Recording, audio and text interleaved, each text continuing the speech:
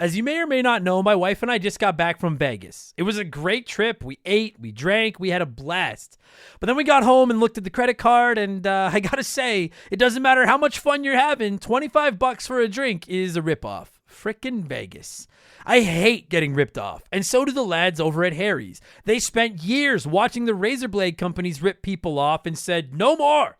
Not all heroes wear capes, my friends, and they want to prove that they're legit by offering you hot dogs a $13 trial set for just $3 at harrys.com/RTG. I've been telling you about them for months, and I'm genuinely proud to have Harry's as a sponsor of this show. I wasn't kidding. The plastic, futuristic-looking crap razors you get at the store are overpriced and they're poor quality. Harry's blades are crisp, clean, and classy. They're the kind of razor you'd expect your grandpa to have on his bathroom counter. And most importantly, they work. Shave after shave, they're so smooth, they're precise. I used to go through the crappy store blades all the time, but Harry's are built to last. And they're not just better quality than the other names, they're more affordable. And they deliver. Just set your schedule, and for as little as $2, new blades, shaving creams, lotions, everything you need, right to your door when you need it. I genuinely cannot think of a reason not to try Harry's.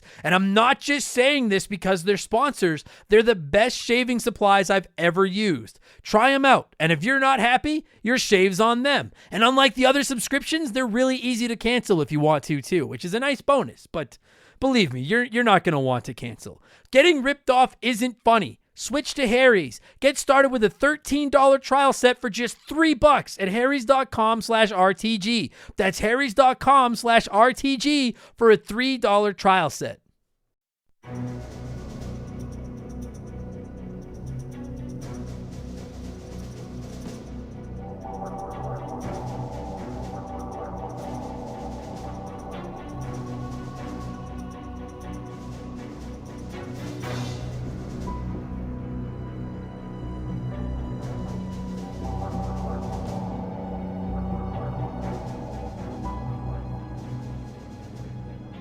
What's up, everybody? Welcome back to Remember the Game. It is my retro gaming podcast where every week a buddy of mine and I sit down and we geek out about the games we played back in the day. My name is Adam Blank. Thank you so much for listening to the show. And this week it is episode 209, and it is another one of our prestigious Patreon poll winning episodes. Every month, our Patreons get to pick a game that they want an episode of the show about, but that I have never played, and then I play it, and then I talk about it in my unique profanity-laced, semi-coherent fashion. Last week, we talked Ratchet & Clank, which won June's Patreon poll, and as I'm sure you know from the title of this episode, and the thumbnail, and the music, and all that shit, this week, we're talking Splinter Cell, which won May's Patreon poll, and yeah, this one is a little late. This one took longer than most of our Patreon poll winners. Big whoop. Want to fight about it? This was a tricky episode for me because I don't think Splinter Cell is a bad game or anything. In fact, I think it's pretty goddamn depressive for a game that's 20 years old. The issue is that I don't like stealth games. I don't have enough patience. I get mad. And it was like a weird thing where like I knew this was like I was playing a good game, but I didn't really like it. And the story completely fucked me. But if you want to know how or why, you're going to have to listen to the episode. My buddy Bradley McHugh joined me on the podcast again this week, and we kicked the show off by having a quick discussion about his status in the Remember the Game Hall of Fame following the Majora's Mask episode from a few weeks ago. And then we got into Splinter Cell and its incredible mechanics, surprisingly good graphics, trailblazing in the genre, but frustrating us and confusing the piss out of me at the same time. And we're going to get to all that in just a minute, because speaking of trailblazing but frustrating, it's time for yet another edition of the Remember the Game infamous intro. Dun, dun, dun, dun, dun, dun, dun. If you're new to the podcast, welcome aboard. Consider this your warning. Our intros are kind of long, but they're fun. Our intros are long, but they're a good time. You know what our intro is? It's like the tutorial level in Splinter Cell, which is really entertaining. just a little longer than it has to be, maybe. So if you do want to skip the intro, if you're just here for Splinter Cell talk, go about 30 minutes up the road and you'll be into Splinter Cell. But hang around. We talk video games and stuff. It's a good time. I have to get my plugs out of the way. It's how we pay the bills. We have merchandise, hoodies, t-shirts, coffee mugs, posters, tank tops, all rocking incredible art drawn by my good friend Joe at 4545creative.com. You can check out all of our merchandise at rememberthegamepodcast.com if you're interested. It is a great way to support us. And if you're like, I don't do clothes, that's fine. It's fucking hot. On the entire planet is hot right now. So if you don't want clothes, you can always just consider supporting us on Patreon. You just got to throw the change in your couch at us. And you get a lot of stuff for that change. For $2 a month, you get 2 additional podcasts every week. Every Friday, you'll get Game Patch, which is my gaming news show where we look at all the modern video game news. And I throw in my opinions and some profanity and stuff in there. And on every Thursday, you're going to get access to Expansion Pass, which is a different podcast every week. I do game rankings,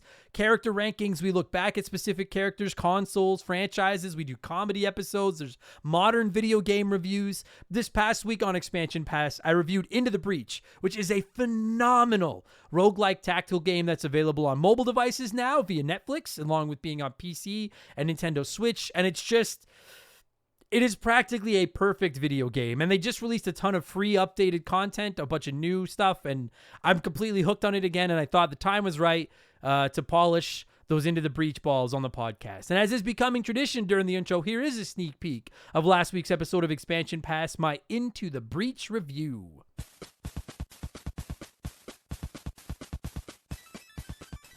This game will fuck you up for the first half a dozen times you play it until you start to learn some of the mechanics. It's designed. Don't get frustrated. It's not like, so okay, we'll just get it. We'll get into it and then I'll try to explain it. But like, don't let it turn you off if it's beating you at first. There's no permadeath.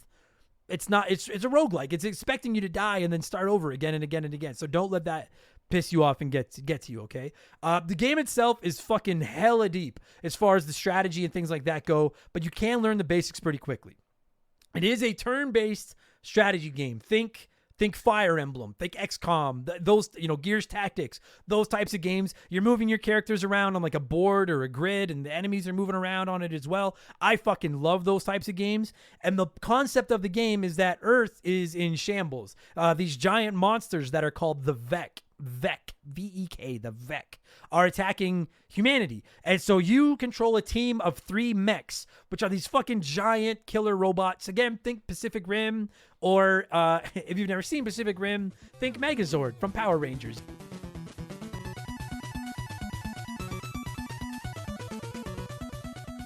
So that's now available in our archives. And this week, for Expansion Pass number 123, we're going to talk some 1, 2, 3. See? Because it's a wrestling video game review. I'm finally ready to talk about WWE 2K22. If you don't know, 2K took a year off after WWE 2K20 shit the bed a couple years ago. And if you're wondering, did they right the ship with all that extra time with WWE 2K22? The answer is kind of. I do like it. I don't know if I love it, but it's some stuff I love, some stuff I hate. I'll tell you all about it on Expansion Pass tomorrow. So again, $2 gets you 2 additional podcasts every week, plus instant access to 100 episodes of Game Patch and over 120 episodes of Expansion Pass. So instant access to over 200 bonus podcasts, plus 2 additional shows every week. Plus, you can join our Remember the Game Discord. You'll get a chance to vote in our Patreon poll every month. You get the ability to submit comments to be read on all of our podcasts, and you get a shout out, and you get to hear me mispronounce your name like I'm about to do to most of these people. A huge thank you to our newest patrons, Jake Floriani, Jack Goodson. I'm too far away from my notes and I don't have very good eyes. There we go. Spiro the Hero, Brandon, Dan Fidel, Sean Johnson, Christopher Britt, Matthew Harrington, Pat P, Kenneth A. Rice, Joey Jojo Jr. Shabadoo. That is the worst name I ever heard. David Simmons, Delicious Morsels, Stupid Sexy Flanders, Zach Bissonette, Kane Taylor, Vic Vinegar, Michelle, Zamatos, Fogbear, Yannick Paradis, J.D. Young, William Shaw, Ryan Draxler, Zach Efron, D.C.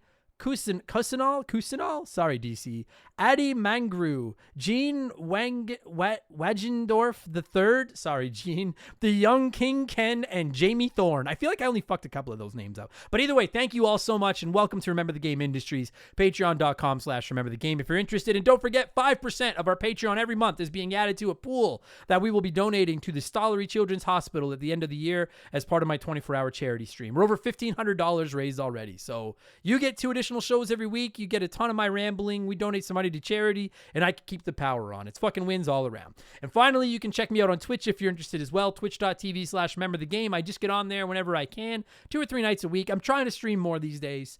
And yeah, I spend as much time arguing with the chat as I do arguing with the game. So it's a lot of fun. All right. That's enough blowing myself. Let's blow some of you. It is the opening segment here on the show. I read a few comments and questions from our patrons, usually gaming related, but not always. And we call this segment Blowing in the Cartridge. He blows all right. He blows big time. That's it, honey. Get into the spirit. Let's blow. And our first blower this week is Kane Taylor, who wrote in and said, "Hey man, recent Patreon subscriber here. Awesome show. Simple question. What video games from any generation have the best story? I first got into games with stories when being absolutely blown away by Final Fantasy VII as a teenager, and I've been chasing the dragon ever since. I'm currently 25 hours into Final Fantasy VI. It's my first playthrough ever, and while I'm enjoying it, the story really isn't doing it for me. Blasphemy. I know. So I ask you, what game should I play next that will scratch that epic story itch? Cheers from Melbourne, Australia." God, I want to go to Australia so bad. Thanks, Kane. And dude, yeah, you are going to take shit for hating on Final Fantasy VI's story, but it's okay. I think to me, it's less about the story and more about just Kefka being the greatest villain in video game history. And I'll die on that hill. Kefka better than Sephiroth. I'm sorry. Sephiroth's cooler. Kefka's better villain. What games have best stories? I've talked about this 100 times. I know I'm a homer for it. I think The Last of Us has a phenomenal story, and that game's become very polarizing in our community. I feel like 75% of people that play it love it, and 25% hate it. I'm in the former. I fucking love that game. So if you've got access to PlayStation 3, 4, or 5, check out one of like the 3,000 releases of The Last of Us, because it's awesome. If you're talking RPGs... fuck. And I know people are probably yelling ideas into the phone right now. I don't play a ton of RPGs anymore. And I'm like, what's got a great story? Because I do think, like 7 or not, I think 7 has a pretty good fucking story. Oh, man. You know what? Well. Yeah, you know what? I'm gonna stick with that. You didn't say it have to be a Final Fantasy game. If you're just looking for a good story, I'm going to stick with The Last of Us. I think The Last of Us is great storytelling. So go with that, Kane. I hope that works. Shoot me a DM if you need some more ideas, and I'll see what else I can come up with. But otherwise, I'm saying Last of Us. Ryan Shimmick wrote into us and said, "Who do you feel was most at fault for the great Lemon Tree feud? Shake harder, boy." Shout out to anyone that gets that reference. That is 100% on Springfield. And I know you might be saying Shelbyville's the one. They're the ones that stole the Lemon Tree. And I don't disagree with that. But Springfield's got themselves a discipline problem, which is why they win at football just over half the time. So I blame Springfield and their discipline problem and their punk-ass kids. Oh, you lousy Springfielders. Stupids. This is a very Simpsons-centric segment of the show. Stupid Sexy Flanders wrote in and said, "Hi diddly ho, Mr. Blank. The roles in voiceovers have become more important in gaming than ever before. It can really bring the vibe down if it's a miss and drive it home if they nail it. Which voice actor or actress has given the best performance in a video game for you? For me, it's a toss-up between Stephen Ogg as Trevor Phillips in GTA 5 or Jennifer Hale as Female Shepard in Mass Effect." So, admittedly, I don't know their names, and I should have looked them up, but I don't. Do you know the voice acting that stands out to me off the top of my head is Deathloop on PS5. I actually reached out to both the main voice actor and voice actress for the 2 main characters in the game last year when I was playing it and asked if I could interview them. And they did both like my tweet, but neither one offered to come on the show. But the chemistry between the 2 of them was incredible. Deathloop tells a pretty good story too. Going back to you, Kane. I like the story of Deathloop. But yeah, so those 2 are incredible. Whomever the actress is that provided the voice for the female protagonist in Far Cry 6, you can play as a male or female. She's excellent in that game. And Kratos, of course, from God of War. And I'm going to shout out Mark Hamill as the Joker in the Arkham games. That guy is fucking, I think it was Mark Hamill, fucking fire. The Joker in those games is so fucking good. So That's a couple of the ones that stick out to me. And dishonorable mention to Titus from Final Fantasy X, because I fucking hate that little shit. Dusty Mondays wrote in and said, "Hey Adam, just started listening to your podcast a few weeks ago and now I'm hooked. Thank you for listening. My question is, what do you think your most satisfying gaming moment is? Whether it be finally beating an impossible boss or maybe finishing a game in its entirety. Is there anything that stands out to you? For me, it was probably beating the first boss in Returnal. That thing was a motherfucker and I was literally shaking as I finally beat it. I've since beaten the game and it's definitely a crowning achievement for myself. Also, side note, just picked up Into the Breach on your recommendation and I'm officially obsessed, so thank you." Fucking rights, Dusty. Yeah, that first boss on Returnal is one that I would put higher on my list too. I was saying to someone just the other day, that first boss, if you can beat that first boss, you could beat Returnal. That boss will kill you more than anything else in that fucking game. So yes, that boss is definitely up there. I've beaten everything in Cuphead, and I would own that. I'm pretty proud of that because that game's pretty tough. But you know what? I actually think my proudest gaming achievement is, for anyone that was watching my 24-hour charity stream last year, I was like 17 or 18 hours in. I was pretty tired. And I was playing Battletoads on the NES, and I beat the speed bikes. On the up and up, no save scumming, no nothing. I beat the speed bikes. I was exhausted. Maybe that's why I was able, because I haven't been able to do it since. Maybe I was just in this like fucking weird sleep-deprived trance. I don't know, but that's up there for me too. And the fact that I did it on stream where people saw it so I had proof made me pretty proud as well. So those will be some of the ones that I'm going to go with. Yeah, that fucking boss in Returnal. What a son of a... Oh, Celeste, too. I love that goddamn game. And that game's pretty goddamn tough.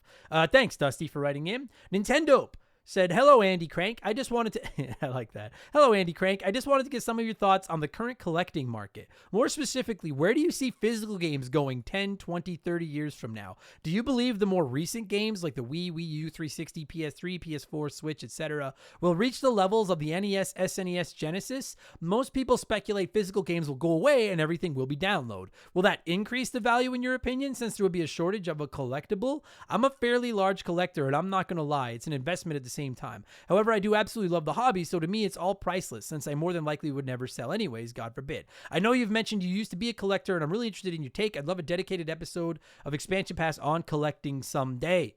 Well, thanks for writing in, Nintendo. For the record, there is actually, it's old now. It's from like the first year we were doing the pod. But there is an old episode of Remember the Game about game collecting. So just if you're interested, that's one to go back into for the archives. That's a good question, and I don't think anyone knows the answer, and anyone that says they do is lying. Will PS3, Xbox 360, Wii U games, Switch games, will physical copies of those games be as sought after, collected, and valuable as like NES and SNES cartridges are someday? And I don't know. I could see it going either way, because listen, you said, where was it? Where did you say it here? Most people speculate physical games are going away and everything will be download. I am absolutely, I'm not saying it's right or wrong, because I know a lot of you out there still like physical games, but I'm a billion% sure that that's where game is going. I think in 15, 20 years, the only physical copies you'll be able to buy will be like limited run or special edition. I just think that it's just everything's going to be download and or subscription based and streaming and stuff.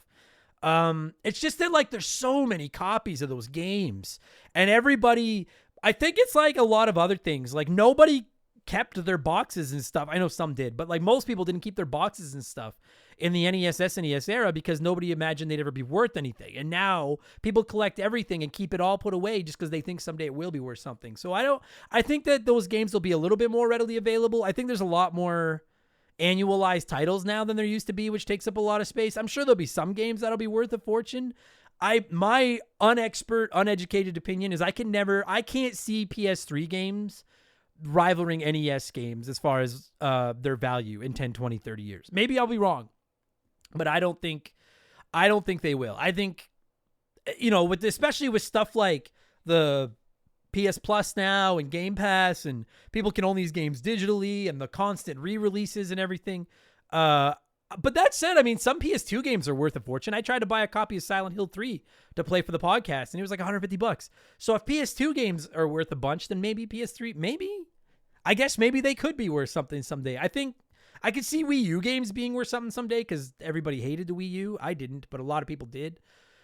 If you want my opinion, I think there'll be some value, but I don't think they'll be as sought after as NES, SNES, Genesis, like those. I don't think they'll be as collectible as those were. That's my opinion. Check with me again in 15 years, and we'll see what the correct answer is.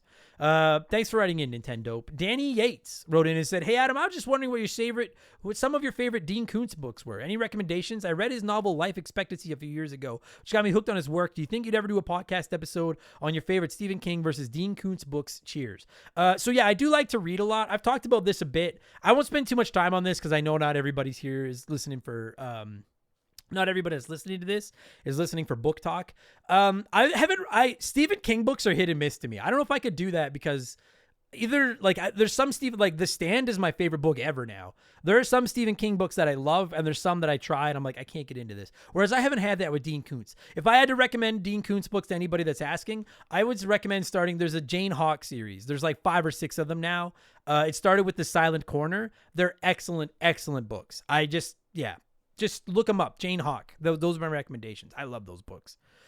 Thanks for writing in, Danny. Chronolingua wrote in and said, "So, it sounds like Seth Rogen is helming a new Ninja Turtles movie. My knee-jerk reaction? Fuck no. That dude is not to be trusted with a Ninja Turtles movie. Any opinion?" I'm willing to give him the benefit of the doubt, but I also liked the Michael Bay movies more than most people did. So, like, whatever it takes for me to get a new Ninja Turtles movie, I'll bet money it won't be as bad as Turtles 3. That's my I like Seth Rogen. So I'm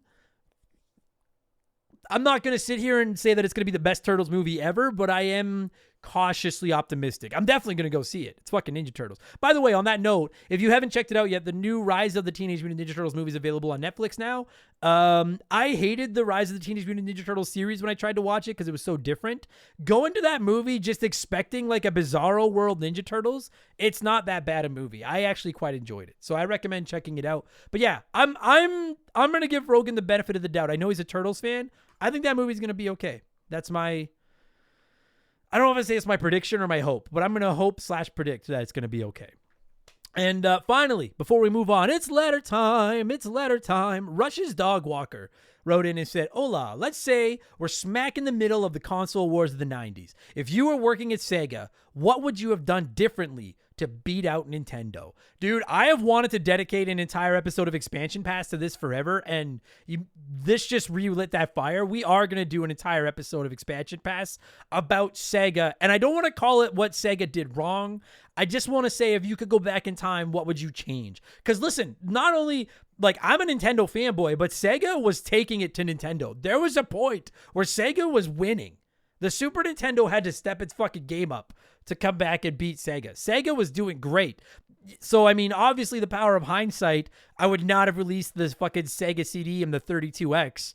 And this might shock some Saturnians. I would have just, if I could go back in time, I would have just skipped the CD, skipped the 32X, put more time and effort into the Sega Saturn and not shit the bed on the launch of that as badly as they did. And then I think the Sega Saturn would have been fine. I think the Saturn would have competed with the 64 and the PS1.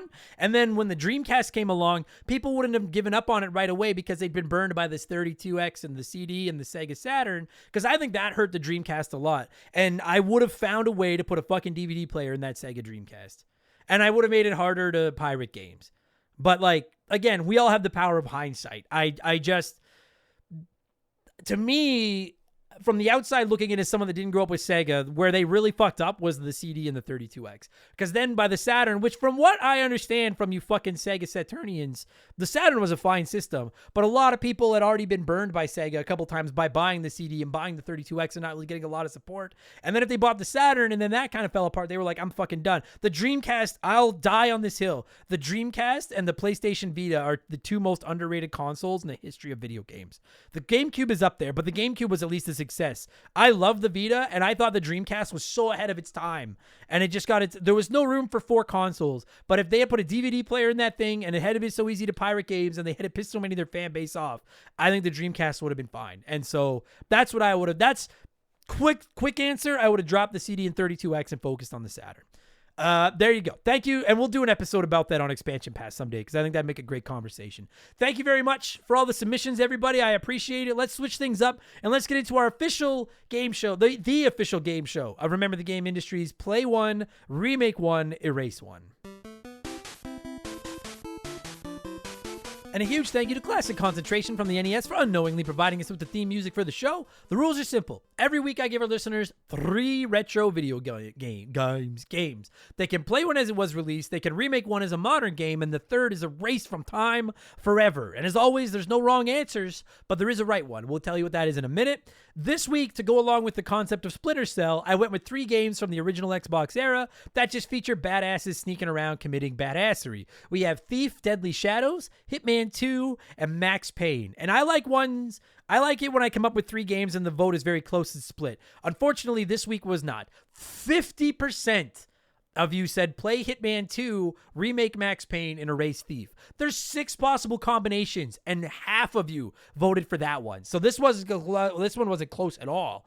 Let's see what a few of you had to say here, and then I'll tell you what the right answer was. William Shaw said, I have not played any of these games, but I have seen some janky-ass Hitman gameplay footage, and I have zero faith in that series because of it. Thief was cool when it came out, so I'd play it as it is, and Max Payne was ultra cool back in the day, so remake it so I can experience it legit for the first time. That Neo bullet time madness still eludes me. Dude, Max Payne was fucking legit back in the day. We're going to do a Remember the Game about Max Payne someday, and you're going to find out that I'm a secret, long time, huge Max Payne fan. I fucking love that goddamn game. Joey Jojo Jr. Shabadoo. That is the worst name I ever heard. I can't not do it. And then Joey where's Joey Jojo? Simpsons fans, love ya. Joey Jojo wrote in and said, I would grudgingly play Hitman 2. That would leave me with a remake of Thief, which I've wanted to play for some time, but it's fairly outdated and current generation could do a lot for it. And I would erase Max Payne from existence. The gameplay gets repetitive real fast, and the slow motion gimmick the game is centered around was entertaining once in The Matrix. Max might as well join his family. Oh, if you don't know, his family's dead. That's fucking, man. That's a lifetime of people saying your name sucks, Joey Jojo Jr. Shabadoo. Holy fuck. Max can join his family. Wow. Joshua Edgington said, play Hitman 2. The game is a classic in itself, and the good way is good the way it is. Remake Max Payne, because with modernized graphics and new consoles, this would look amazing. And erase Thief, because I'm not that good at stealth games, and it sucks ass, in my opinion. Well, yeah, you got to erase the one that sucks ass. I suck at stealth games too, so I fucking get it, Joshua. Although I think Hitman is stealth-ish. Not as much as other ones. Matt said, I would delete Thief because I don't remember anything about this game besides probably seeing it in a magazine. I'll remake Hitman 2 because it was a pretty fun game. I was terrible at it, but seeing the world revamped would be awesome. And I would play Max Payne. I think that game is perfect as it is. I think if it was touched, they'd get rid of all the small details that made that world feel real, like turning on a faucet, getting sodas from a vending machine, turning on the vibrating bed in a seedy motel in front of a hidden camera. Sure, they were all pointless and unnecessary, but it's what made the world and gave it its charm. I fucking agree, man. I fucking love goddamn Max Payne. That's good stuff. So I'm on board with that. I'm not gonna play Max Payne myself. I'm gonna do something else with it. But I'm all right with that logic, man. I love the detail you went into about Max Payne. What a seedy game. And finally, Joe Wall Street said, play Hitman 2, remake Max Payne, and erase Thief because I hate thieves. I love your comment because your name is Wall Street, but you hate thieves. That fucking whoa. I don't know if that was intentional or not, but chef's kiss. Well done, Joe. I'm going to go against the grain here. 17% of you voted the same way that I did in this poll, including Tim Tiani, who said this one was surprisingly easy since I've only ever played one of these. I'll play Thief because I've heard pretty much only good things about it. I'll remake Max Payne because I played the hell out of it and its sequel, and I'm sure there are some warts on it that those rose-colored nostalgia glasses can't hide. And then I'll erase Hitman. These games never struck me as something I need to play, but if I'm going to play one, it'd be the most recent one that was highly praised. I actually agree with almost your logic as well as your order, Tim. I'm going to play Thief because I never have, and I've heard good things about it as well. I'm going to remake Max Payne because I fucking love Max Payne. He should be an annualized, forget Assassin's Creed. We should be getting annualized Max Payne games, god damn it. And then I'm going to erase Hitman 2. I do talk a little bit about Hitman on the podcast today when we get into Splinter Cell. I think the series is insanely well done. I have played a little bit of them, and I don't hate them. I've just been there and done it. I don't have the patience to get good. And if I am going to play one, I'll just play Hitman 3. So I agree with your logic and your order, Tim. Thank you to everybody that wrote into play this week, as always. What have I been up to over the last 7 days? And we'll get into Splinter Cell. I've been playing WWE 2K22, just casually, but It's really fun. I'll drop my full review tomorrow. It's not perfect. Some things about it, I've rage quit it a few times, but I'll get into it tomorrow. I've been playing Infernax, which is a retro style indie game on Game Pass that a bunch of you have been on me to play. It's fucking awesome. Probably going to review that one. I've been playing the new Mario Kart 8 tracks because they're rad. I know some people are hating. I don't get it. I love the new Mario Kart 8 tracks. I love Mario Kart 8 so much. And then I'm plugging away at a couple of different games for the podcast, but you can't know what they are right now. So tough cheese. Let's talk Splinter Cell. That's why you're here. I like to give our listeners a chance to sound off on the game we're talking about before my guests and I hog the microphone. I'll rip through a few quick comments here from our Patreons. Ryan Shimmick said, I think Splinter Cell was one of the very first stealth games I ever played, and Sam Fisher is a badass. That said, I also remember getting extremely frustrated with some of the controls, like trying to pick up a body and getting caught because the shit wouldn't do what I wanted. Oh, we're going to fucking get into that, Ryan. Trust me. We are on the same page, my friend. You just wait for this podcast. Delicious Morsels wrote in and said, where do I start? The first time I played Splinter Cell on the PS2, it blew my mind. The way the game used light and shadow was revolutionary at the time, and Sam Fisher instantly became one of my favorite video game protagonists with his gruff voice and dark but silly sense of humor. It flipped the script on the stealth genre that was popularized by Metal Gear Solid by ditching the janky camera angles and convoluted plots and plopping you down into a story that felt like it could easily take place at that time. Going back to the game in 2022, it surely shows its age, but I'll always have a special place in my heart reserved for it because I met one of my best friends through a mutual interest in the series. It laid the groundwork for Chaos Theory to release later and what it would become, I believe, to be one of the greatest video games of all time. So we talk about Chaos Theory a little bit as well, and I actually agree with a lot of what you said. I think the lights and shadows are incredible. I do feel like it definitely shows its age a little bit, but well said, Delicious Morsels. I respect the pattern, or the passion, pardon me. Timmy the Exuberant Turtle said, you know how when you buy a next-gen system and you're looking for that new game that really shows off what the hardware could do? Splinter Cell was one such game for the original Xbox. Back then, dramatic lighting was fancy and pretty uncommon, but the lighting wasn't just pretty. It also had a significant impact on the gameplay. This game provided a nice counterpoint to Metal Gear Solid. It offered great gameplay with significantly more grounded story. Sam Fisher needs to make a return. And it's impossible to talk about this game without talking Metal Gear, and we get into that as well. Bradley's a huge Metal Gear fan. I'm not. I think Splinter Cell does a lot of stuff better than Metal Gear. But we'll get into all that. I agree. Like, you can't. They're attached to the hip forever, whether they want to be or not. Fortunately, Sam Fisher and Solid Snake are both really stealth, so they could probably sneak into a place well attached at the hip. It would work. And finally, Graham I wrote in and said, such a great game, ahead of its time, although I suspect it hasn't aged well when compared to its sequels. One of the biggest things that drove me crazy about this game was when it would save the game at a specific point and then an alarm would go off for something further back in the level. If you got caught in this lock, you'd basically be forced to start the level over. Oh, and fuck that CIA mission. Dude, that's exactly what happened to me. And you're about to hear us get into it. That was when I was like, I suck at this game because I got soft locked into where I had some body just laying around and I kept getting fucking caught with it. And you're going to hear about that right now. It's time to talk about it. Let's talk about Splinter Cell with my buddy Bradley McHugh. I'm going to cue up some music. It's very chill music, but it's music. And when it stops, Bradley and I are going to talk the original Splinter Cell, which released in North America back on November 17th, 2002. Enjoy the podcast, everybody. Let's go. This show is sponsored by BetterHelp.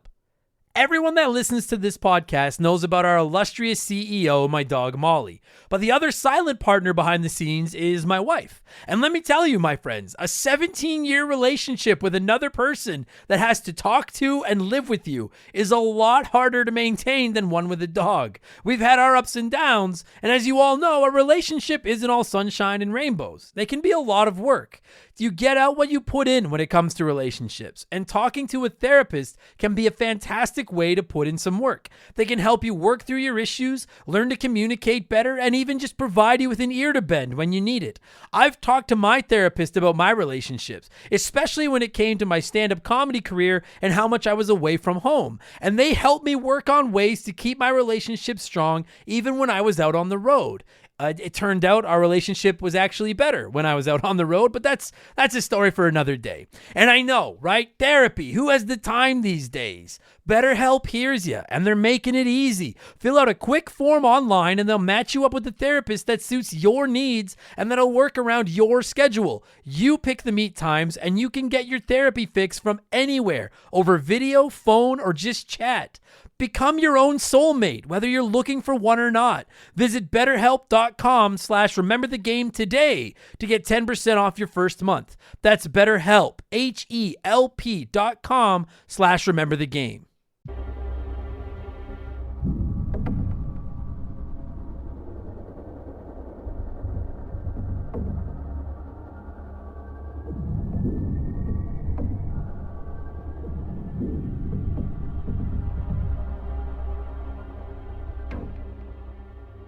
All right, so joining me via the blank phone this week is a good friend of mine. You all know him very well, and we have to address a controversy before we get into anything. But I will say, it's my buddy Bradley McHugh. So Bradley, how are you? Let's start this off gently. How is life? How are you doing? I am doing great. It's the summer, and I'm outside a lot, and which is nice because that's why I like having the Switch, because I can like go outside but still play video games. Yes, except Perfect. that I will say I find the glare off the Switch screen sometimes to be a little much. Like I can't. It's pretty bad. Yeah, actually, Yeah. I do agree with that. Like, it's not as bad as the 3DS. I don't know if you ever tried to use the 3DS in public. But at least with the 3DS, like you could lift up the top one and use it as like a shade. Yeah, that's true. Whereas like the Switch, like I'll try to play Mario Kart outside and I'm like, because same thing, I want a game, but I also feel obligated to be outside, and sometimes it works and sometimes it doesn't. But yeah. Okay, so we need to address so listen, everybody, as you probably know, we're talking Splinter Cell, which we're gonna get into in a minute. But Bradley and his brother Mark co-guest hosted an episode of Remember the Game number 206, which if you've not heard yet was The Legend of Zelda Majora's Mask. And first of all, let me say, Bradley, on behalf of the community, great job. Nothing but great feedback on that episode. So thank you very much. Thank you. I appreciate that. I love Majora's Mask, so I was really happy to do that. Yeah, it went over. The only bad feedback I got was people shitting on me for taking the coward's way out. And just quickly too, this is the last time I'm going to address this. For those of you that are like, well, you should have at least tried it first. I have tried that game like 5 times. I've done the 3DS version. I've done the 64 version. I've done the Virtual Console version. No. So stop saying I never tried. I tried. Your game sucks. And we're moving on. I'm not going to get into any more fights about Majora's Mask. But what I have to address, Bradley, and for new listeners to the show, you may not know, Bradley and his brother Mark are both frequent guests of mine. And Bradley's brother Mark was banned from the Remember the Game Hall of Fame years ago for making me talk Mario is Missing, because I despised that game. And I never had intentions of banning you from the Hall of Fame. I thought, well, we need a McHugh in the Hall of Fame. But then absolutely, I agree. But now it's your dad. Your dad is in the Remember the Game Hall of Fame for his soccer song story. Because during the Majora's Mask episode, you went to bat and defended Mario is Missing. And that infuriated me. And I've had several people tell me that I have no spine if I don't take a stand and ban you as well. So I just want you to know, it's nothing personal. With Mark, it's personal. With you, it's nothing personal. But your love of Mario is Missing has turned into your ban from the Remember the Game Hall of Fame forever. I just want you to know that. Well, hold up for a second. Done. But before you ban me from the Remember the Game Hall of Fame, go and listen to that Mario's Missing soundtrack, and then tell me you didn't wiggle your finger. You cannot put a game. If we're putting games into the Hall of Fame on their soundtracks, Sonic Adventure 2 is in the Remember the Game Hall of Fame, and I can't. Fuck, that's a good point, actually. And shan't let that happen. So all right, all right. Yeah, you know what? You've made fair points here today, and I accept my ban. You're done. But the next time you talk to your dad, please let him know on behalf of all of us that his induction ceremony will be in November. He's officially going into the Remember the Game Hall of Fame. Okay, excellent. Right. And eventually I'll find my way back in, right? Oh yeah, absolutely. You can buy a ticket and fucking go for a walkthrough anytime you want. No. I mean, I'll be in again. Yeah, we'll see about that, sir. Maybe when you and Mark buy the podcast from me, then you can do whatever the fuck you want. Okay, now that we've killed 4 minutes of this podcast, oh boy. Okay, we're talking Tom Clancy's Splinter Cell, everybody, and I need to collect my thoughts here. Sure. Bradley, what do you think? I'll shut up for a minute. Where do you stand on Tom Clancy's Splinter Cell? I'm pretty torn on it. I've spent the last few days with it, and I get what they're doing. I really do. I get what they're doing, and I'm not sure I like it very much. But because here's my issue. If you're a Remember the Game listener, you probably know I'm a pretty big Metal Gear Solid fan, and I'm gonna try not to do the comparison too much, but it's really hard because this and Metal Gear Solid 2, they kind of go hand in hand, but Metal Gear Solid 2 just like, oh, it's just so much better than this. Now, And fuck, see that? You just painted me into a corner because I fucking hate Metal Gear Solid 2. And if you don't know, actually Bradley was my guest a couple years ago. You can hear the episode in the archives about Metal Gear Solid 2.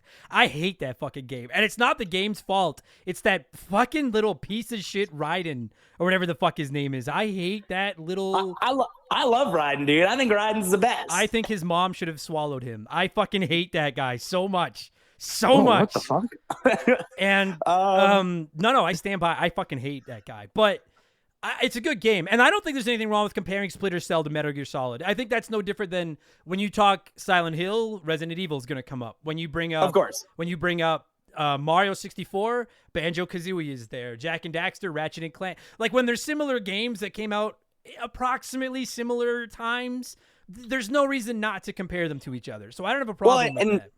Well, and Ubisoft has even said publicly that Splinter Cell, like them making Splinter Cell at all, was a reaction to Konami's success with Metal Gear Solid. So, like, obviously they're like, yeah, we took inspiration from this game and we just did a few things differently. And the stuff they did differently, it just feels like perhaps the people behind Tom Clancy's Splinter Cell didn't really understand what it is we really liked about Metal Gear Solid. Now, listen, before you start sending angry emails, because I know people are going to I know I'm going to catch shit for that comment. I know it. There's the comment I just made? Yes. Let me just say, I think, and this is I don't particularly like stealth games as a whole. So I'm not going to sit here and be like, well, I prefer the gameplay of Splinter Cell to the gameplay of Metal Gear Solid. Because if we're being honest and putting all our cards on the table, I don't love the gameplay of either. I don't have the patience for stealth games. I start to get irritated and I start to rush. And when you start to rush in a stealth game, you get caught and then you have to start over and then the vicious cycle continues. But I will say I can see there being markets for both angles of this. Because I think Metal Gear Solid does the action and some of the funkier stories and stuff like that better. I do think, like, I respect very much what Splinter Cell is doing. When I was playing through the tutorial level of that starts the game off, I was like, this is fucking deep. Like, you need to worry about how much sound you make when you move and all these other things. There's like chains hanging from the roofs and shit. I was very impressed. And the problem to me with Metal Gear Solid 2 is I hate the story. The problem with me in Splinter Cell was that it was in my opinion too stealthy. And there's nothing, I get that it's a literally stealth action redefined is in the title. So I understand that is literally what the game is supposed to be. And that's where I'm torn. And you and I were talking about this off air. That's where I'm torn with this review because, like, I don't think it's doing anything wrong. I just don't particularly like these types of games. And it is fucking, like, this game is nothing but stealth. Like, that is completely true, and that's why I don't like it. Is that, like, in Metal Gear Solid, if you get caught by a guard, you can go and hide in a locker, you can go hide in a box, you know, like there you have options. But like the second that someone even catches a glimpse of you from the side of their eye in Splinter Cell, like, fucking the game freezes at an absolute halt for 5 seconds. Your fucking commander comes on and is like, Sam, you got caught. We got to try that again. Yeah. And then another 5 seconds of loading goes by and then you can try it again. And like, the thing is it's just, again, like, if you're hardcore into the stealth genre, like, first of all, if you're hardcore into stealth games and you have not played this, I implore you to play it. Because, like, this is absolutely, like, I've got to be a revolutionary title for stealth gameplay. But you're right. At least with, like, Metal Gear, when you get caught, this is where I lose my patience. If I'm playing a stealth game and I get caught, give me the option to fight my way out at least. You know what I mean? And that's where I think Metal Gear Solid has such a huge advantage over Splinter Cell, because they're like, we know that there's these two different types of gameplay styles that you're going to have to switch back and forth from. Yeah. And Splinter Cell has that too, because there are action segments to this game, but I hate the action sequences in this game so much. And I don't want to say, like, I should clarify. It's not that you can't fight your way out of this game, because you can. If one person sees you, Like, you in can, some levels, yeah, there are instances where you can fight your way out, but like if they get to an alarm or they start bringing in a bunch of guys or fucking whatever, then yeah, then it falls apart. And I just don't have the patience for these types of. I just start to get so mad. It's so slow. And again, I think boy, I'm really. I've been dreading this episode because I'm like, I don't. This game's not bad enough for me to rip it apart. I just doesn't. I agree. It's like I don't particularly like lobster. It's not that it's a bad food and I will eat it, but I just don't think it's that good. I would rather have steak. Like, I'm like, I don't, and so it's like, to me, this game is almost like lobster. I'm like, I see the polish, and there are things about this game I really like. It's just not my flavor. Here's my issue with this game is that because there's such a heavy focus on stealth, which honestly isn't that big of a deal, is that like when you're actually playing the game and you're succeeding at what you're doing, the game runs like butter. It's like, it's so fun, and you're like, you're being stealthy, and I have a really good time with it. The second you get stuck at a part, though, the game comes to like this screeching halt. Yeah. And it's so obnoxious because then you're at the same place forever. Yeah. And for the love of fuck Ubisoft, a quick save option would have been nice. Oh, dude, I got soft locked on the level where I can't remember what level it is, but you start out in the rain outside, and you have to climb through like an air vent and go through like a utility shaft, and then you end up in like the basement of this like government agency's like, these funky looking buildings, and these like hallways and shit.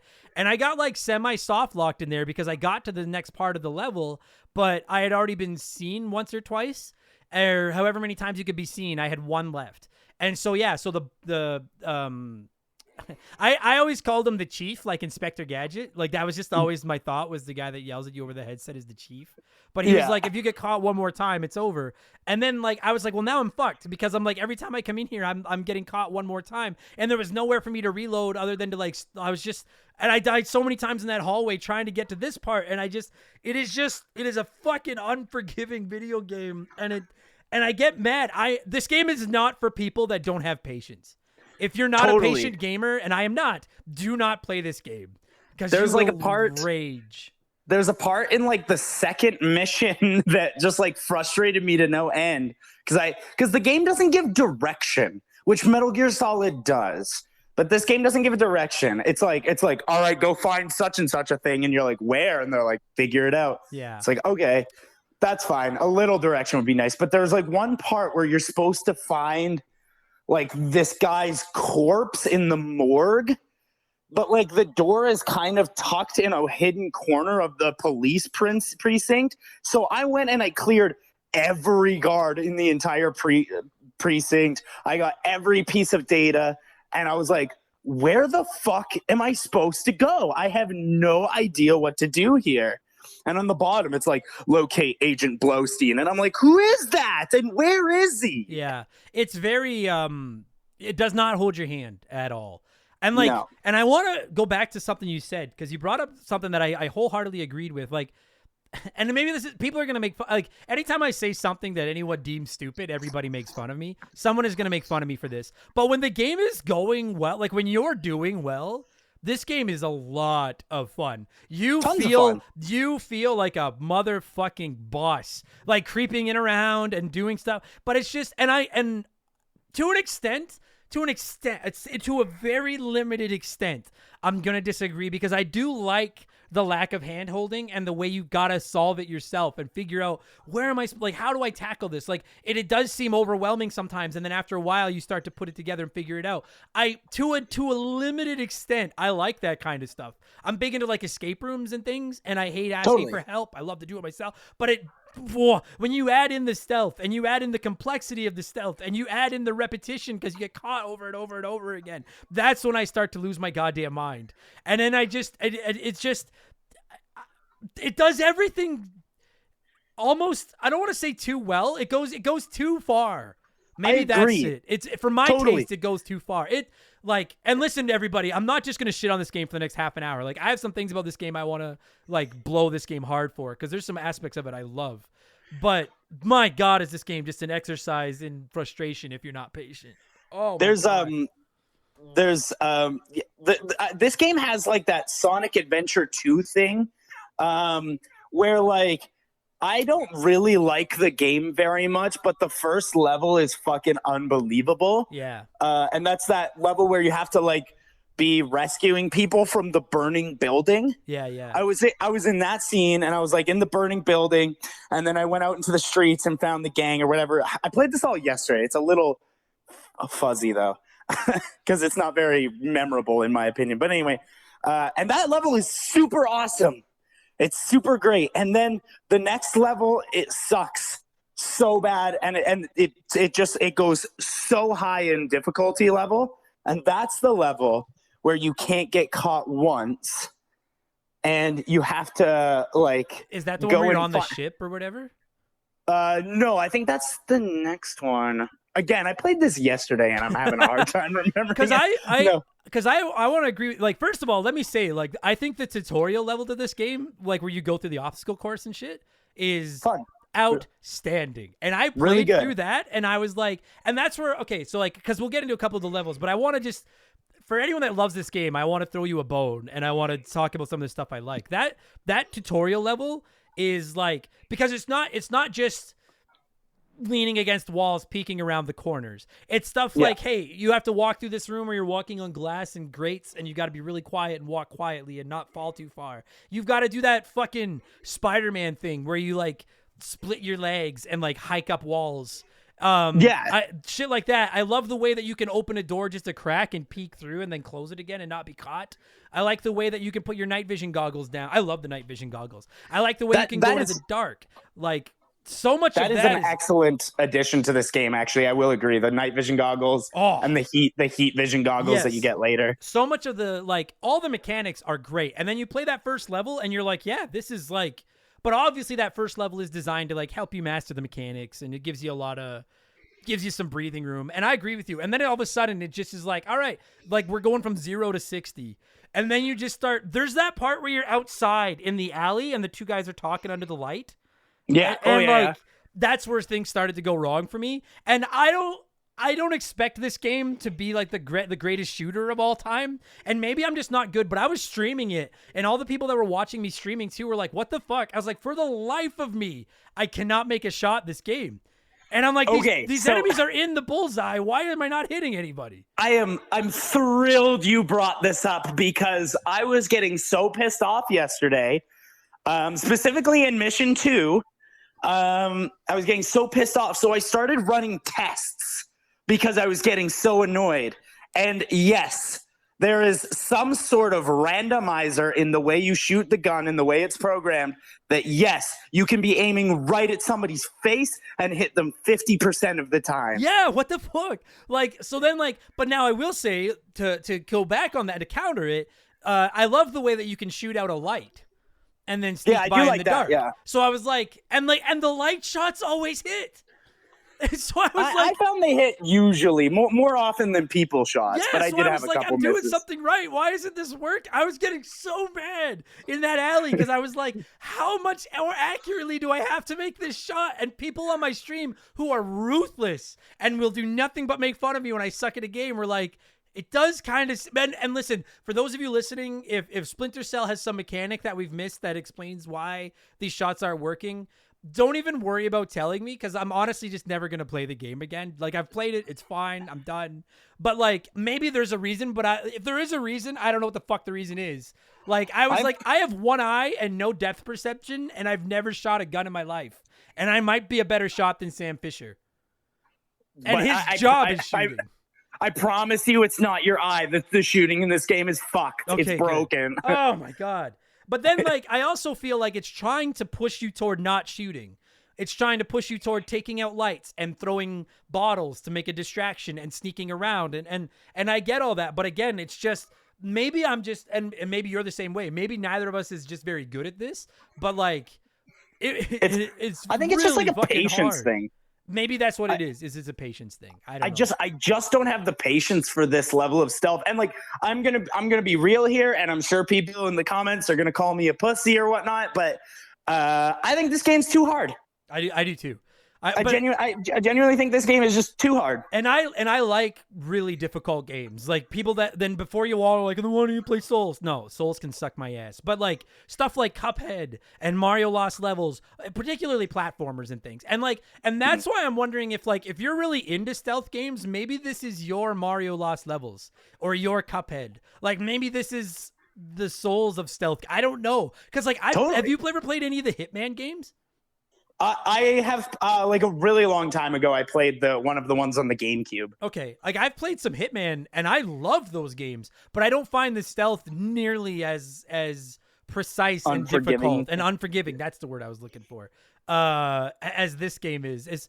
And again, I do think it gives you the tools. I think that all the different equipment you get is awesome. Dude, shit like you've got that microphone thing where you can listen to people. Like you feel like James Bond. Like it's really dope. There's that one part in one of the early levels. It might even be the first level. I don't remember. But you go through like a back door and then you're walking through like a prison cells. Like a hallway. Yeah. And like you're going from dark spot to dark spot to dark spot. And I was having so much fun there. And I was like, this is fucking awesome. But then, once that difficulty ratchets up, that ship level, once I got onto the ship, I was fine.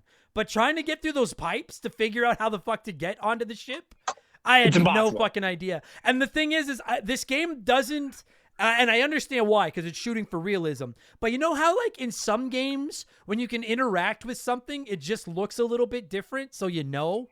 Yeah. This game does not do that.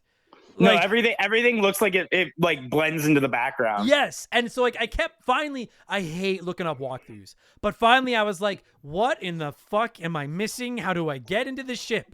And then they were like, well, there's pipes above you and you just jump up and grab the pipes and then scurry along them. And I was like, and I saw them and I was like, oh, but the pipes look like every other thing. And I thought they were just the background. And again, I get that for the immersion and stuff, that's great. But I'm used to like Uncharted, where everything I can climb just happens to be painted yellow. Yeah, and it's got like a little glitter coming off of it. Yeah, you put that little shine on it. Like I'm programmed that way. So yeah, hell yeah. I don't know. Like I want to try more games in this franchise to see just what mechanics have been improved. But I don't know, man. It's a tough game for me to review because, like, did you like the story? At least, like, I never finished the game, so I don't know how the story ends. I'm gonna be so honest with you. I have no fucking clue what was going on in the story. I was trying to figure it out. It seemed like generic like spy stuff. I didn't really care. And then, like, I think it was like at the end of the fourth mission or something, one of the characters dies, and it feels like it's supposed to be like a big emotional moment. And I was like, I don't care. Yeah. So I don't know who you are. I don't give a shit. I didn't know what was going on with the story either. And some of you are going to make fun of me for this, and that's okay. Why did when they sent you to Georgia? I thought it was Georgia, like Atlanta, Georgia. And I was like, why are all of these like Russian spies or whoever they are in Atlanta? And then I finally looked up the Wikipedia page and I was like, oh, there's like a Georgia over in Europe somewhere. Oh, like, did you it's fine. You can make fun of me. Did you know that? Like, make fun. Yeah, it's fine. Yeah, I knew. I knew it. But, like, why did you pick a fucking place that's named after a place in America? Like, I was like, why couldn't you have made it, like, fuck, I don't even know any Russian, like, Berlin or something. Like, somewhere where I'm like, oh, okay, I'm not in America now. I didn't understand what the fuck was going on. You know what else I find kind of bizarre about this game? Is that I found collecting intel to be kind of just, like, random. I'd show up to a door that needs a keypad and I'd be like, shit, this door needs a keypad. Then I'd go into my notes and be like, oh, apparently at one point I got it. Yeah, see that? Neat. Like, and now that's the thing, because everyone's going to make fun of me for the Georgia thing. But I will say that I actually liked that, because, like, I did read every data thing when I picked it up, because I assumed that this story would make more sense if I did. And to some extent, that Georgia thing fucking just ruined me. I had no idea what the fuck was going on. But I did like that, because, like, and again, that gets back to, like, there is like, fucking, not only does this game not hold your hand, it'll cut your hand off. Like it expects you, like if you need a code to get through something, you better flip through your. And the thing, like what makes it a little bit tricky is that all those data points or whatever they're called, those data things you find, some of them are just background. Sticks. Yeah, some of them are just more meat on the story bone if you want it. Some of them are like, oh, the code to get into the search lab is 4892. So like it's expecting you to read them, and it's like if you don't, yeah, you're like. If I had tried to play this when I was 10 or something, I would have been so fucked.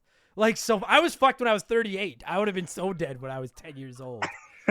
But I don't know. Another thing, and this is like, I swear to God, I do have nice things to say about this game that I do want to get into, but there is like one more super minor pick that I have about this game, and it's very minor. I don't like that at the beginning of every mission, you just have all the shit you could possibly need. I like in Metal Gear Solid that you go and you get your items and you pick them up and then you have them because you've earned them. I don't know. Like at one point in Splinter Cell, they're just like, you have heat vision now. And I'm like, all right. I mean, I don't know. I understand that because I love like Metroidvanias where you constantly pick up new abilities. So totally. Like I get that. But I also understand that like this guy is like a secret department of like the secret organization, and they can't let anyone know about him. So it's like we need to be prepared for everything. Like I can see both sides. It would be kind of well, and that's why it's so minor, right? Right. Like I could see it'd be cool if you found that stuff like the heat goggles. But I also think it's, pretty smart that they're like, hey, you're going in all by yourself and you're probably fucked. So we'll help you as much as we can. Here's some shit. Yeah, exactly. And I do think so. I want to shift over to some of the good stuff. Totally. Because I don't like, and I like to do this, get the bad stuff out of the way and then wrap it up with the good. And then, listen, for you Splinter Cell fans that are like, crying in your soup right now and you're like, oh, he hates my game. Like, no, this is not Sonic Adventure 2. This is not Mario's Missing. This is not Echo. I don't hate this game. I just don't think it's for me. I think the first thing I want to say, I played the Xbox, because what did this game come out on? It came out on PS2, GameCube, Xbox, Jesus Christ. N-Gage? This game came out on the N-Gage? Are you kidding me? No way. Wow, it couldn't be like the full game, right? I didn't even know that N-Gage had fucking games. I thought they made it 4 games and never released one. So I played the Xbox version on my Series X. What did you play it on? I did the same thing. I played the Xbox version on my Xbox One. Okay. And I want to say, like, the first thing that jumped out at me was for a 20-year-old game, this is a fucking good-looking video game. It wasn't bad. At first, I was, like, kind of, like, put off by it. But then, like, the more I played it, I'm like, oh no, this does look pretty tight, actually. Like, again, well, I found it semi-frustrating that I couldn't tell what parts of the environment I could interact with. I was pretty impressed that, like, this is still back from the era where, like you said, they would make items you could interact with, like, glimmer, or they would clearly stand out. And, like, this game is fucking smooth.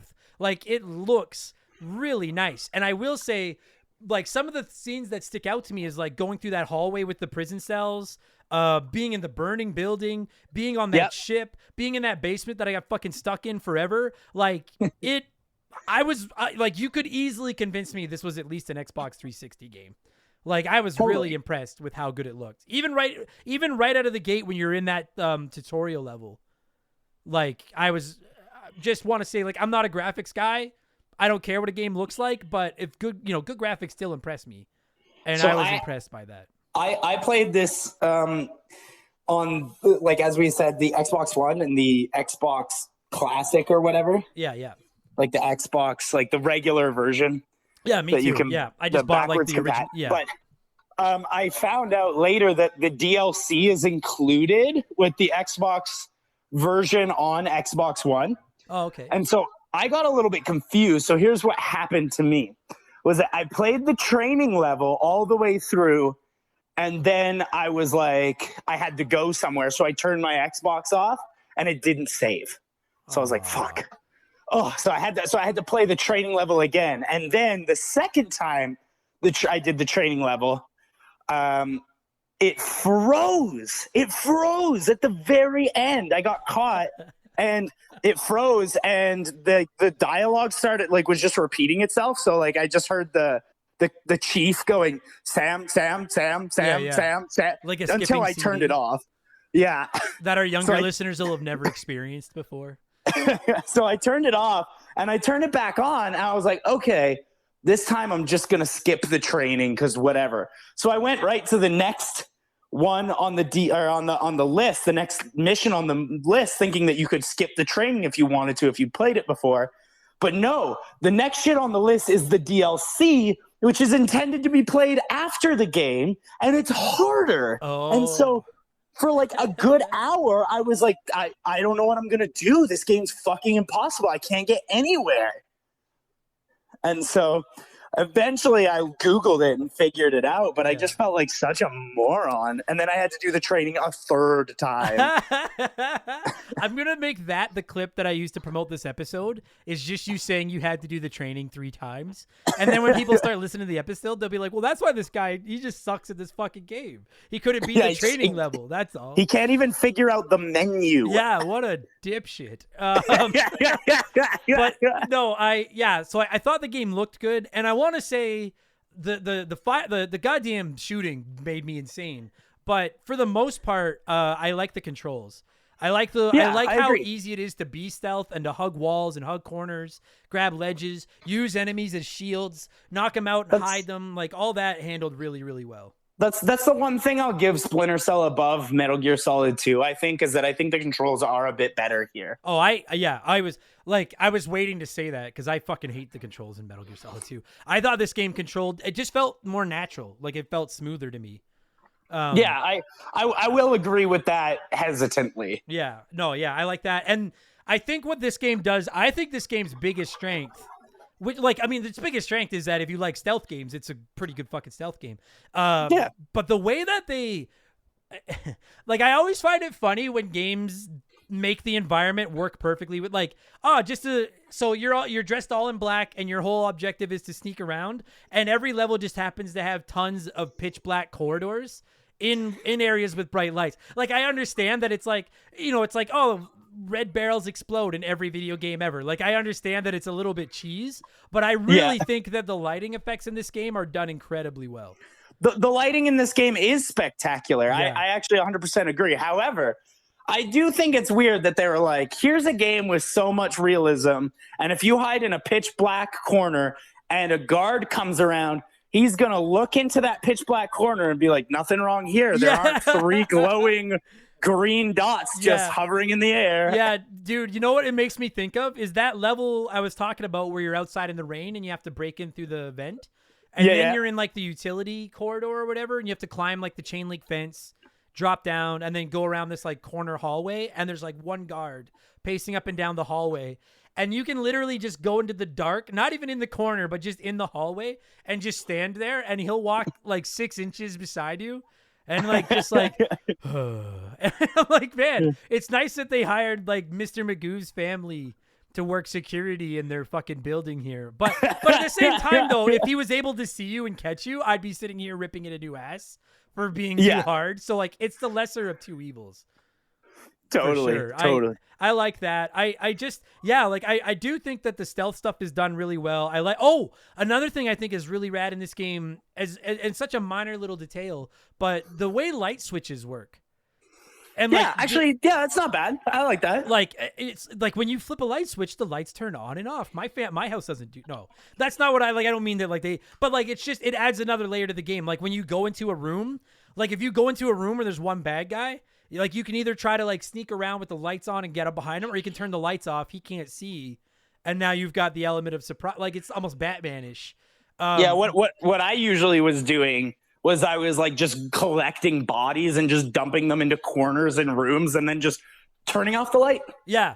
Same. And just walking away. Same thing. It'd be like walking down the hall and I'm hiding in the corner with 3 like unconscious guards, and the guard walks like 6 inches beside us. But then every once in a while he would like touch me or something and I'd get caught, and then I'd be like, for fuck's sakes. But I can't praise, actually, frankly, I can't praise the graphics and the lighting effects and stuff enough. Like for a game that, remember, everyone needs to remember, like this is a 20-year-old video game. Like that's pretty fucking impressive. Like the game also does have like a tremendous amount of fanfare because the game does like give you a lot of trial and error and stuff. the very moment that green hue comes over the screen and it says mission successful, I'm like standing up every time, like punch in the air, like, fuck yeah, we did it. We got it. Yeah. Agreed. Like in ways, this game is like a puzzle game. It's a lot of, and I love puzzle games. It's also even got some like platforming at points, which I found surprising. Yeah. Agreed. No, I agreed. I think like I really hate to, because I don't even want to, like, I'm not trying to rip on this game at all. It's less that I think it's a bad game and more just I think it's a game I fucking suck at. And I just found it frustrating. I think that's what it is for me too. I think I'm no good at it, and I think maybe it's not for me. Yeah. Because I don't play Metal Gear Solid for stealth. I'm not into that. Right. I play Metal Gear Solid because I got to know what's going to happen. Yeah, I try to go stealth, and then inevitably it never works, and then I end up getting caught. It's like there's countless memes online about stealth games and about how like minute 1 you're like, I'm not going to get caught. I'm not going to kill a single enemy. I'm not going to get caught at all. Minute 10 you're like, well, I had to kill that one guy, but now back to normal. Minute 15 you're like, son of a bitch. And then by minute 20 it's just a shooter. Like, and that's and that's what always happens to me. That said, yeah, but this game doesn't really let you do that. No, and that's where I don't think it's a fault, because I frankly kind of respect the idea that this game is like, no, like you can't cheat your way through this. Like you're gonna learn to stealth or you're not gonna win, and I respect that. I just am like, but I need to cheat, and it's like, well, you can't, and I'm like, well, then I'm not gonna play you. Fuck you then. Well, that's like, do you remember like in the early 360 and PS3 era, like every game was like a cover shooter, but like we had never played games like that, so we didn't do it. And then Gears of War was like, no, you got to do it. You have to do this. Yeah. And that's like why I think I'm good at cover shooters now, is because of Gears of War. Yeah. I love Gears of War. Me too. Everyone keeps asking me, like, yes, someday we're going to do a Gears of War episode, I promise. No, I really liked it. And the thing is like, so I posted online a few days ago before you and I recorded this episode, and I said, I'm really torn on what to do here, because I see a great game. I'm just not good at it. So it's like, I can sit here and say I don't like it, but then I'm like, and this is what I struggle with Remember the Game sometimes, is like, what am I doing? Like, is this like, if I worked for IGN and I was doing a game review, I would be like, well, it's a good game. Like, I can't sit here and be like, it's a good game, but I don't like it, so I'm giving it a 5. You know what I mean? Yeah. Like, you can't. Yeah, totally. But then I'm like, what am I like?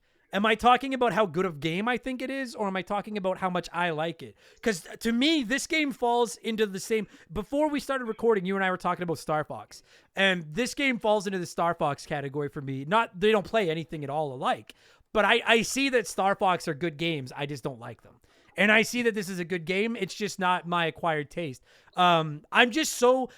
Oh, the point I wanted to make is a bunch of you have reached out and said, don't write off the series yet. Play... I think Chaos Theory is the one everyone keeps telling me to play. I've played Conviction all the way to the end, and it's pretty fucking good. Yeah, like, I understand that this is the first one. This is like... They were getting their ground, No doubt. I'm trying to think of it. Halo. Halo is a perfect example. I get messages from people that have never played Halo, and they're like, I don't really like Halo 1. And I'm like, I get that. Go to Halo 2. Like, Halo 1 was them figuring out the formula. Halo 2 is when they mastered the recipe. Maybe that's what this is. This is Halo 1 for Splinter Cell, because it is the first one. Maybe I should go back and try those games again. I've never beat those. Yeah, like, I'm going to sit here. I'm telling y'all right now, don't expect a Splinter Cell Chaos Theory review next week. But, like, at some point, maybe I will give it another chance. I don't hate this game enough to write it off. I actually am kind of, like, I'm almost a little bit in awe, and I respect how much this game kicked my ass. Does that make sense? Totally. Like, I'm like, you're not cheap. You didn't kick my ass because of like it's not NES hard where games just beat you because they were designed to be impossible. It's not hard because the controls are broken. It's just really hard, and I don't think I'm smart enough to figure it out. Totally. I completely agree. And I wanted to, just before we wrap this up, we were talking about the graphics and the controls. Just another thing I'd like to praise is actually the sound. Because again, you know what? Yeah, I agree that there's a lot of really great uses of sound here. yeah, like going back again to keeping in mind, like this isn't a 2020 game with surround sound and Dolby, whatever the fuck it is.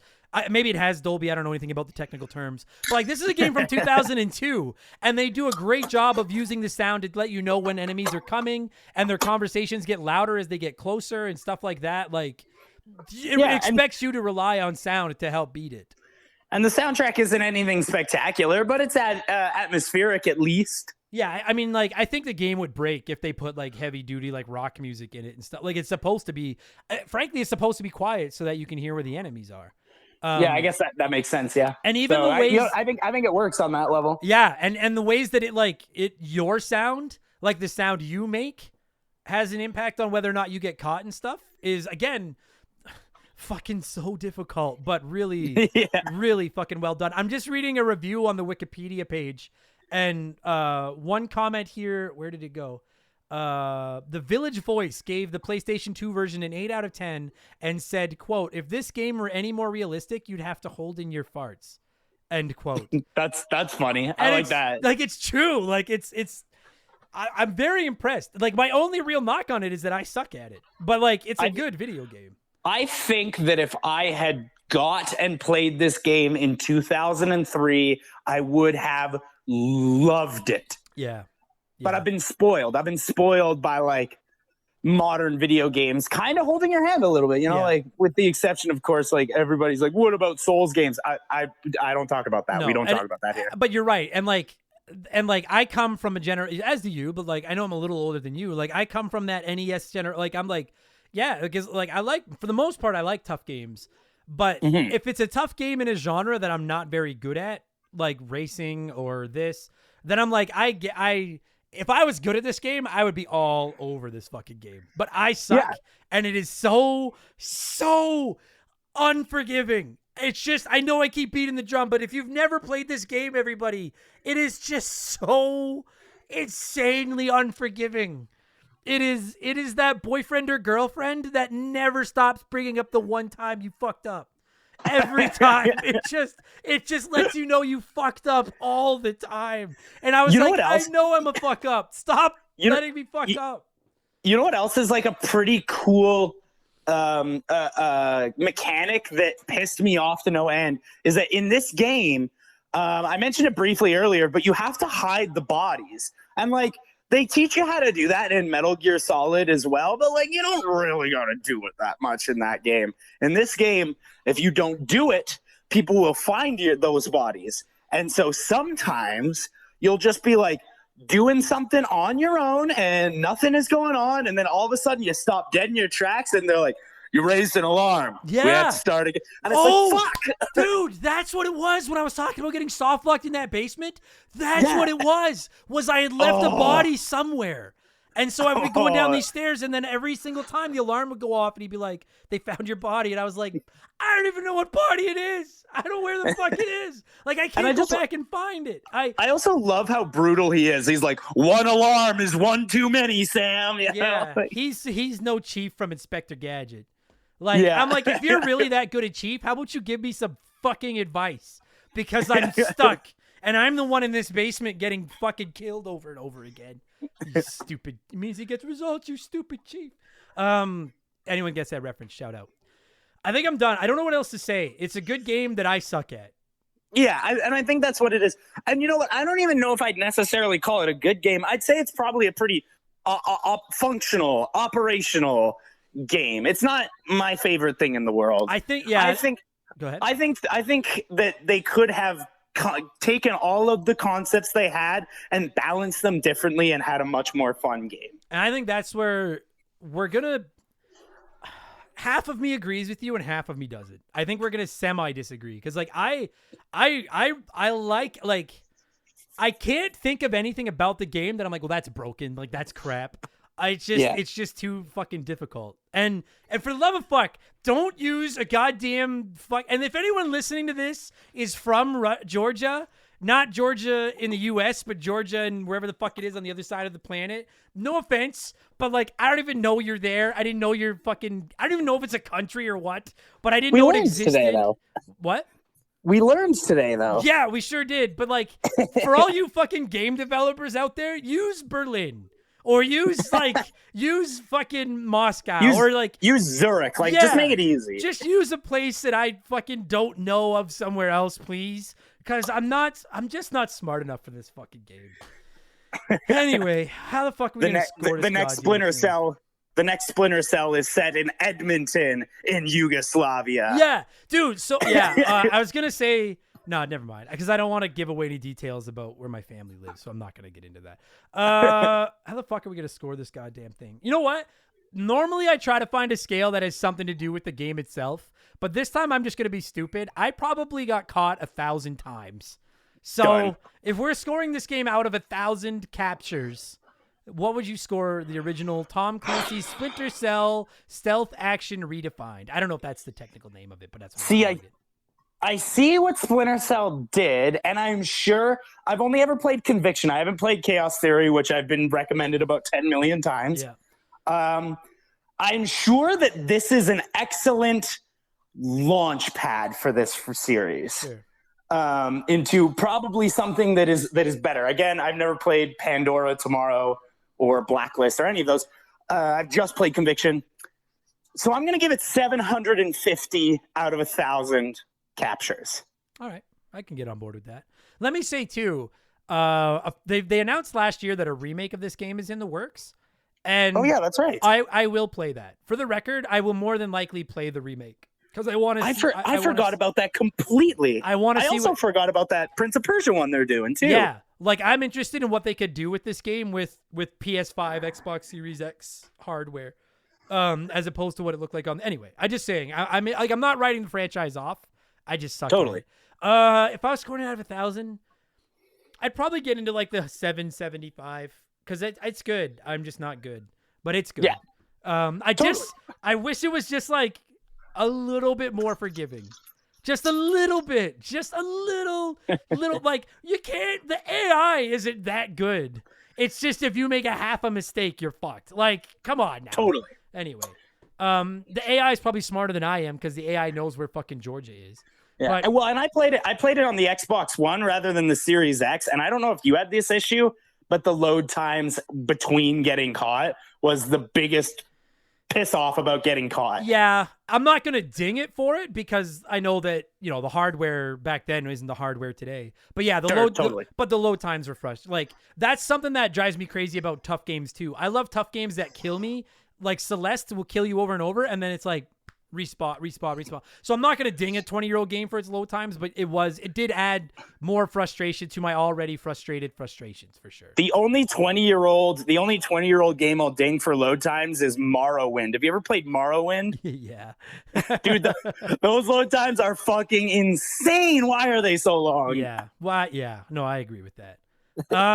Yeah. Fuck yeah. All right. Well, we made it. We did it. I feel good about this. I don't feel like we were unfair. I'm going to get some hate for it, I'm sure. But other than that, I feel all right. So, yeah. And as always, feel free to just forward that to me. Yeah. Yeah. Oh, yeah. And if they want to do that, if you're comfortable sharing it, where can people find you these days? You can find me on Instagram. That's mostly where I do all my video game stuff, and my Instagram handle is The Gaming Odyssey. There you go. Oh yeah, because your avatar is Mario and Yoshi. Yes, that's correct. Every time I see that avatar, I'm like, yeah. Except Yoshi can eat my ass, but yeah. So check Bradley out over there, and buddy, thanks for doing this, man. That was fun. Hey, no problem. An absolute blast as always, my man.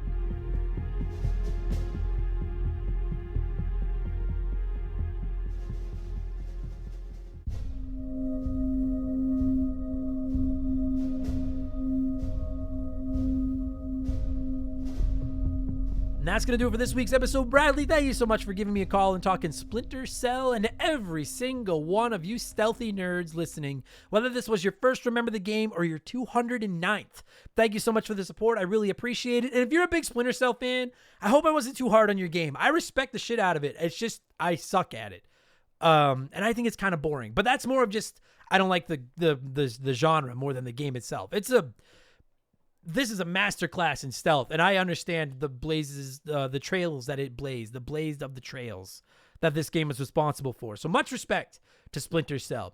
If you're interested, you can find Bradley on Instagram at The Gaming Odyssey, as you have already said in the podcast. I think that I just pulled that out of the top of my head, but I'm pretty sure that was the right handle. Yeah, and that's it. If you didn't hate this podcast, leave us a nice review.